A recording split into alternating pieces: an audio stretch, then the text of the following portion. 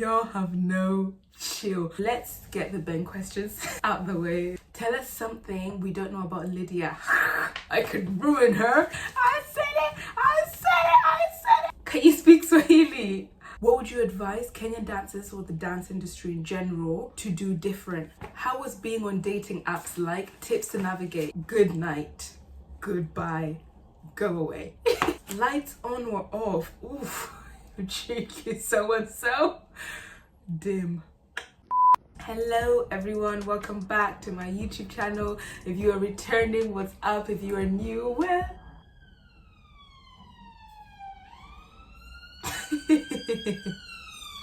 if you are returning, what's up? If you are new, hello and welcome. My name is Aggie. For those I don't know, I'm a professional dancer, and this page is focused on my two passions, which are wellness and all things dance, sprinkled with life vlogs, things like that. So in this video I am going to be doing a Q&A. I usually do these on my Instagram. I don't do them enough, but I just thought let me do one and then I'll make it a YouTube video. So I'm actually really excited because I really do like interacting with you guys. Thank you for always just engaging with me, and it's fun. So we are going to get into it. I guess it was more of an end of year, meaning you can ask me anything throughout the year or anything just random if you want. So I kept it open. So let's get into it. So my first one was, when are you getting married? Y'all have no chill. The thing with these Q&A boxes, people just ask anything, you know? I don't know. How are you really, Ag? I'm really good. Thank you for asking. Describe 2021 in 3 words. Adventurous, fun, eye-opening. Which was tied to another question, which is your favorite 3 moments of this year and why. Oh my gosh. Okay, meeting my boyfriend and the whole period of when I was in Kenya, from December up until March, so January to March of this year I was in Kenya. So that whole period was definitely one of my favorite moments because I feel like I was free mentally. I was having genuine fun and I lived my best life, and I also met my boyfriend. So those two are coupled in the same time because yeah, it's great. Okay. Of 3.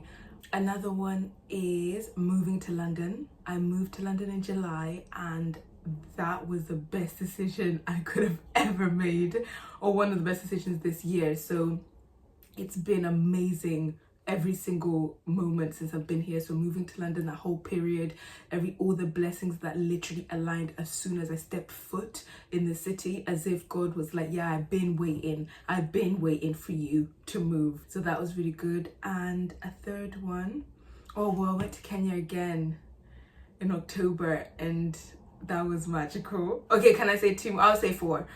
Going back to Kenya again in October because me and my boyfriend were doing long distance, and us rekindling and just, you know, doing long distance for 7 months is not easy, but there are very many benefits. So when you do see each other, there's this foundation that's been built, and I've never felt that. So October was like a magical internal month for me.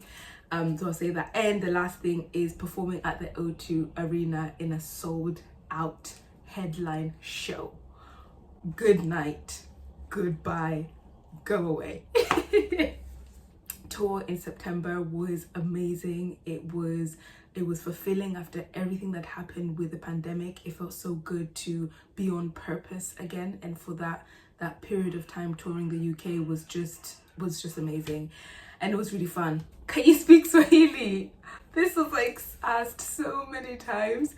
And yes, very small, kidogo too, but this is the thing, this is why I don't even want to talk it now, because you Kenyans, you just come at everyone's accent when they speak in a native language.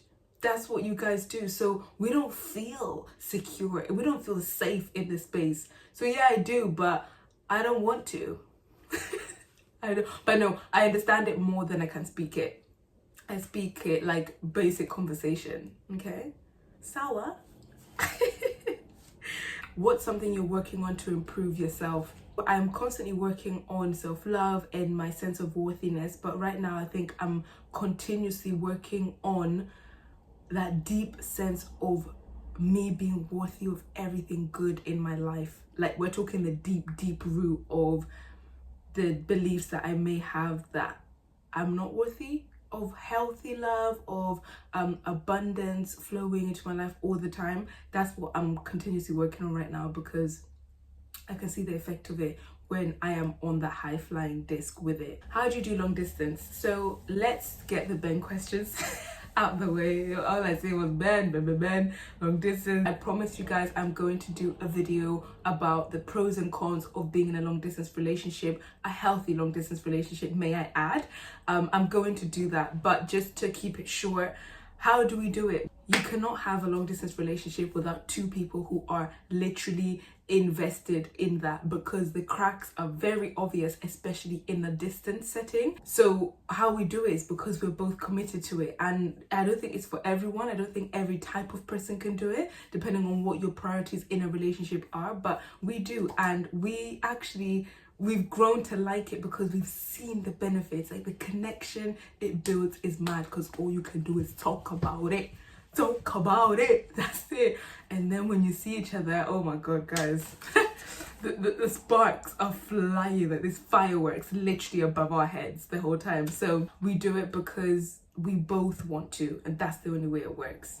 Any other Ben questions? We've been together for, it was actually 11 months 11 months on Sunday, so getting there, a year. Oh my god, that's gone by so quick. It's going really well, guys, just as a Ben update, but I will do that long distance video for you because I got you. What's your star sign?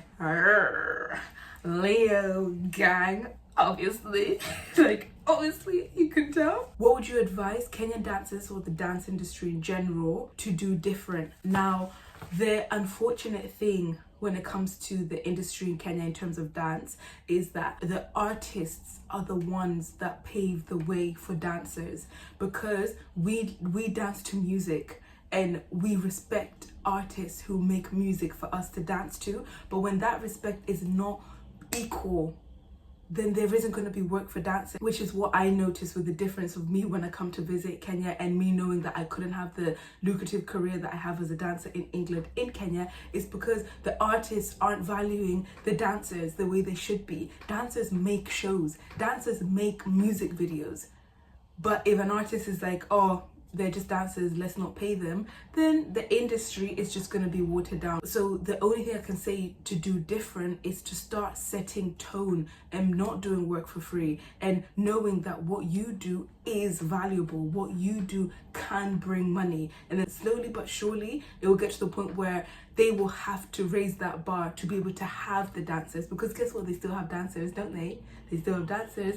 But if you're having dancers because they're accepting low pay, you're just in this stagnant place where the industry isn't going to elevate. So I know it's hard, because I would say it's definitely much more backward than it is here, but that's the only thing you can do. Know yourself, even if it's part-time for now because you can't do it full-time. Know that you're worthy of a coin. Thanks. How was being on dating apps like? Tips to navigate. Now, I actually got quite a few questions about like Tinder, because I said I met Ben on Tinder. Someone asked me if I paid a membership. Like, Tinder was just Tinder. It was just normal Tinder. I just think the stars aligned that we both came on there. He'd only been there a week. I'd been there like 1 minute. He hadn't been on Tinder ever. I hadn't been on Tinder for 2 years, and I literally deleted it after I met him. So I feel that Tinder was just a way that the universe allowed. I wouldn't say Tinder is special, because actually I wasn't going on Tinder to find a man, okay? I would say though, because before I met Ben, I was dating. I was single for 2 years, and I made that time intentional. I made that time purposefully dating, so that I know what I want, so that I know what I like and don't like, so that when I was ready, I knew how to recognize it. Make sure you know what you want from the app. If you're just looking for something casual, you know, like, just kind of know, so that when you see the signs and you can say yes or no to that. If you want a serious relationship and someone's like, hi, Netflix and chill first date, then you know to be like, no. So I just think always bring it back to yourself, know what you want, and then do not settle for anything that's less than that. I don't know why I keep making to it. What's the most useless talent you have?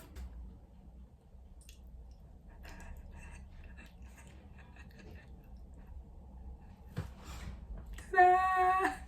Oh, and this song. How did you train yourself to genuinely be happy for others even when you're not progressing? I think that's a really good question, because I think when we feel like we're not progressing and someone else is doing better, we kind of shut that away because we don't even want to admit that we feel jealous or anything like that. Now, I have always been like, everyone's journey is everyone's journey. So jealous and like the not being able to be happy for someone has never been a thing for me. However, I can understand how it gets there. What I will say is you can still be happy for someone and want more for yourself. So don't ever necessarily feel bad for wanting better for yourself, but it's when you can't be happy for somebody else, that's when I think it actually starts affecting what's happening in your life. Because yeah, I've seen things that I'm like, oh my god, wow, I wish I could be doing this, I wish I could be doing that. But in that moment, I'm like, but Aggie, that's their journey right now. That's their journey right now. There's someone looking at you thinking, wow, I wish I was there or I had that. The thing with jealousy is a bottomless pit. So this is my tip that I see on a TikTok that is amazing. When you feel jealous and you see someone and you're like, oh my god, I want that, say to yourself, God or universe, give them more of that thing. Give them more of that, more money, give them more of that, of opportunities like that, give them more. And literally the feeling goes, because the jealousy is only friction of you not focusing on the direction you need to go in. You're just taking your eyes off your own ball by thinking someone else's ball, someone else's house is better than yours. That's not necessarily the reality. So when you feel that, just be like, God, give them more of that. Honestly, it will lift. Note that you can want something but still be happy for people. Don't let someone else having something that you want stop you from giving them joy in that moment, because that doesn't feel good, and it wouldn't feel good if that happened to you. Tell us something we don't know about Lydia. Ooh, I could ruin her. No, I'm joking. Oh, what don't you know about Lydia? What don't you know about Lydia? Lydia was once a football maniac, like maniac. She supported Arsenal. She got the calendar, she got the scarf, she made us buy Sports Direct on Sky, or made mum buy, sorry, when we were in school. She was in year 9. And she had a phase that she was crazy, and if you didn't talk about Arsenal, you'd be kicked out of the living room. And this was all because a guy she had a crush on liked Arsenal. Oh, yeah, she was young. She was like 14. Oh, bless. I remember his name as well, but that's for another day. Lights on or off? Oof, you cheeky so-and-so. Dim. Any funny or embarrassing moments in your dance career? The one that just comes straight to my brain is I was working on a ship as my first contract, singing and dancing around the Caribbean, right? So the ship can be a bit rocky sometimes. One time, right, I was wearing this huge gown and I didn't realize there was a rip at the bottom of it. So my heel got stuck at the bottom of the dress, right? And that meant I couldn't straighten my knees. Why did I do the rest of the song with bent knees? Like my co-members were on the side crying their eyes out from laughter, because when you're on stage, oh my god, you can never stop. If you have a broken knee, you figure it out until you get off. And I had to go up the steps on the stage in bent knee. I had to sing, I had to do some choreography. It was hilarious. I literally laughed so much when I got on stage and we all laughed about it. That's the one that came to mind first. Overall, how was 2021 for you? I would say amidst everything, which I'm very grateful for, 2021 has been full of blessings, like blessings upon blessings. I can literally say there's been something new happening, whether I was in Kenya, whether I was moving house in Bristol, moving to London, on tour, going back to Kenya, doing so many amazing things that I have been wanting to do even amidst something like the pandemic. 2021 has been full of blessings and I am so grateful. I'm so grateful. Last question is, what is your one wish for 2022? Just to remain believing that I can be, do and have everything that I want. because when I remain believing that, I naturally do the things and the steps towards attaining and achieving that. That's it, guys. Oh, see, that was fun. That was fun, wasn't it? I really enjoyed that. Thank you so much, guys, for watching. Thank you for those questions. Sorry I couldn't get through every single one, but if you have any burning questions, you can ask in the comments below. But thank you always for interacting with me, guys. I started YouTube in August and I am so grateful that I did. I feel like this platform helps me really connect with you. It helps me be me, and it helps me utilize so many more of my talents that I've really just been sat on. So thank you, and I feel like YouTube is going to be even better in 2022. Basically, I just want to say that YouTube has been a great part of my 2021 too. So thank you. Please make sure you hit that subscribe button, and I will be seeing you very soon. Bye.